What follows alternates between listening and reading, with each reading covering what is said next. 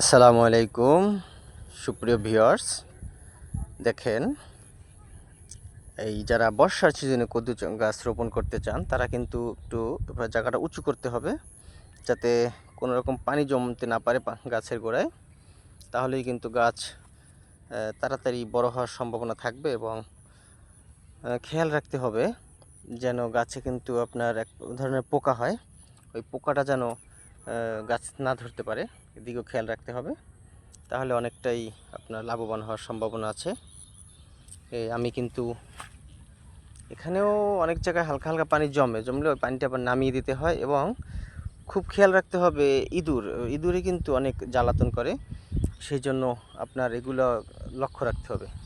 তাহলে কিন্তু আপনার এই সিজনে লাউ চাষ করে লাভবান হওয়ার সম্ভাবনা অনেকটাই রয়েছে, যদি আল্লাহ পাক সহায় হয়। আমি কিছু চারা রোপণ করেছি, আলহামদুলিল্লাহ। দেখতে পাচ্ছেন ভালোই কিন্তু ধরেছে।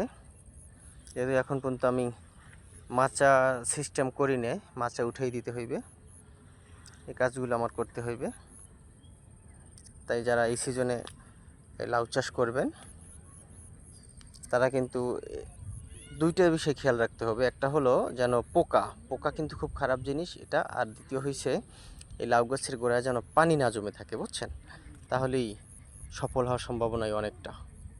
ধন্যবাদ সবাইকে।